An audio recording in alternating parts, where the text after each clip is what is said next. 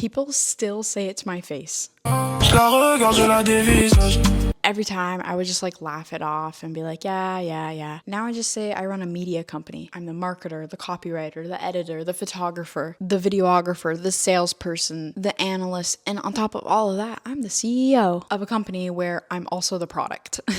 And that's not a flex, that's the actual job description. And today I want to break down why being a content creator might be the most underrated career path in our generation, and the part that almost nobody explains. Here's what people picture when they hear content creation: a ring light, iced latte, coffee, matcha, posting a video of your lunch, and somehow making money from it. Cute, low effort, not a real job. But here's what it's actually like. Here's what those people are actually doing, and here's what I'm actually doing. I'm writing and then I'm rewriting hooks and scripts and descriptions filled with SEO content. I'm pulling up my own analytics to see why that video underperformed, why that content underperformed. I'm negotiating a brand deal at 11 p.m. and I'm going to sleep at 3 a.m. and this is not the way it should be. I'm editing videos for 4 hours and they're just 90-second shorts. And that's not content creation. That's running a solo media business. And I think we undersell it to ourselves. I think other people judge us too harshly for it because it doesn't look like work from the outside. Every thumbnail, every title, every hook is a marketing decision. You're doing what ad agencies charge 5 figures for, except you're doing it for free every single day. And then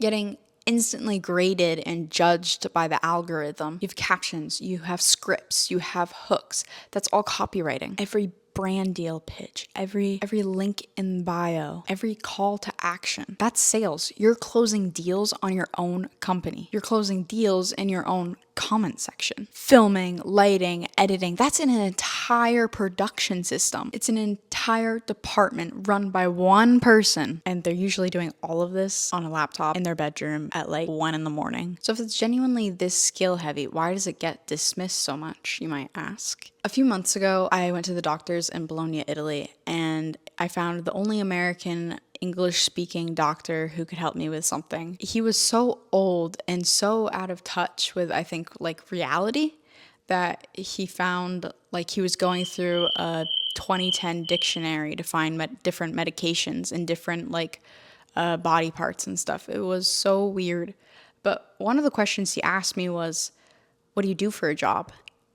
And he said, please don't tell me that you're a content creator because that's not a real job. All of that to say that social media content creation is new. There's no 40-year track record. There's no degree program that says that this is a legitimate thing that you can do and that you studied for. And let's be honest, social media and content creation is disproportionately done by women. Things coded as feminine or online, they get taken less seriously. Even when the underlying skill is the same as any marketing agency would hire somebody else for. And on top of all of that, the algorithm doesn't care how hard you worked, how many hours you spent putting and editing into a video. You can spend 14 hours filming and editing a video and it can flop.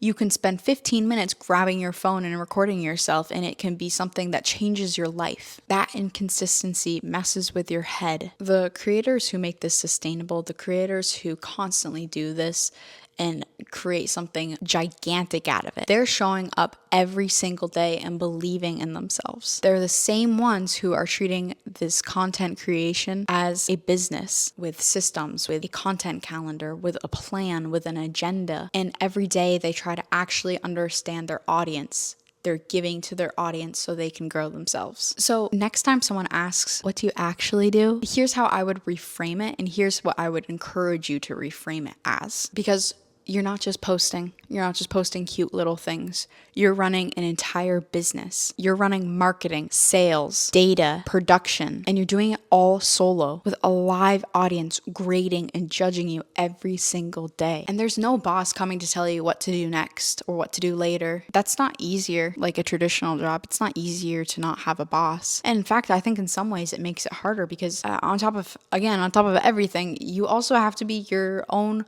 motivational speaker speaker, you have to literally motivate yourself to do this every day, to show up consistently, whether it's subconscious or conscious. But it's also why the people who take it seriously, who treat it like a business, are the ones who are quietly building something real, while everyone else is still asking you, do you have a real job yet? So if you're building something like this, if you're building an entire business right now, which you are, whether it's a channel, a page, a brand, I'd love to hear what part of your journey has surprised you the most.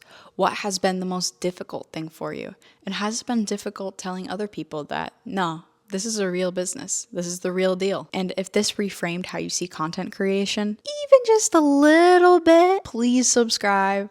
I talk about this stuff every single week. See you soon, guys. Bye.